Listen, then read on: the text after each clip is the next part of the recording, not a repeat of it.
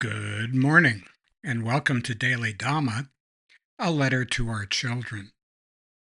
Today is June 12th, and our reading is White Knuckles.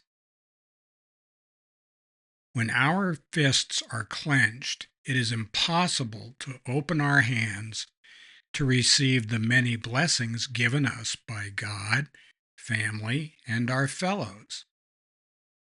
Clenched fists are often accompanied by a clenched heart, which has its own drawbacks.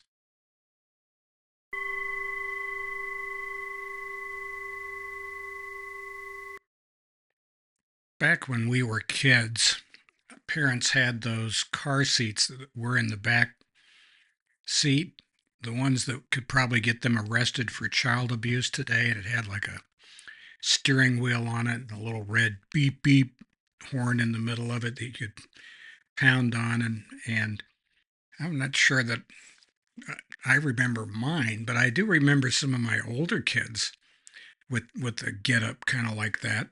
Uh, and the delusion is that when a little kid in the back turns the steering wheel, the car will turn, and you can see them leaning forward. They cross and they start cussing out their parents. Come on, lean into this. You gotta get with the program here, and they think they're driving the car.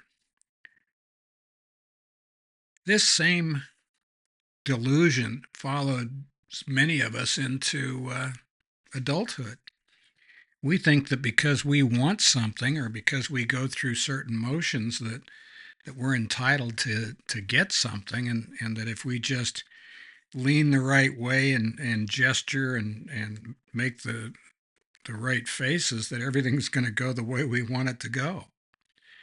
And we're shocked to find that that's not the case. When I've got those white knuckles because my hands are clenched around the steering wheel of a life I'm trying to drive, but over which I have no agency, I am literally incapable of opening my hands to receive the many blessings that have been given to me by God, the universe, my family. And that's too bad. The clenched heart, well, that kind of goes with the territory, doesn't it? The month of June is all about right action.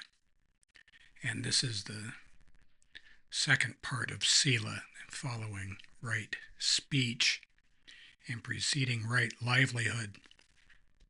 The idea is that we need to know what we're doing, and we need to do the next right thing. And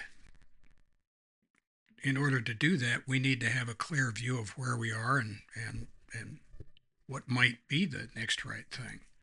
Every group of humans that ever walked the face of the earth, about 15% of them have been flakes, nuts, and jerks. And there's no exception made for Buddhists. And one of the things that we get with true believers is this kind of blind faith. In Buddhism, it's called Sada Adimokkha, and this is the blind faith. They believe firmly that they're right, but they cannot explain it.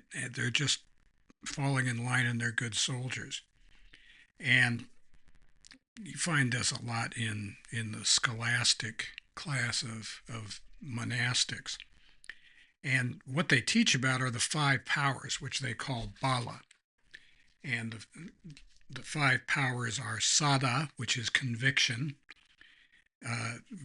vidya, which is diligent effort, sati, which is mindfulness, samadhi, which is concentration, and panya, which they define as all-embracing wisdom, not just wisdom, but all-embracing wisdom. And they say if you've got these things, you don't even need to practice. Everything will come to you, be like magic. But the Buddha didn't teach magical thinking. What they forget in all of this is not for sure. Things arise and they disband and they arise. And we need to keep that in mind. So happy trails to you until we meet again.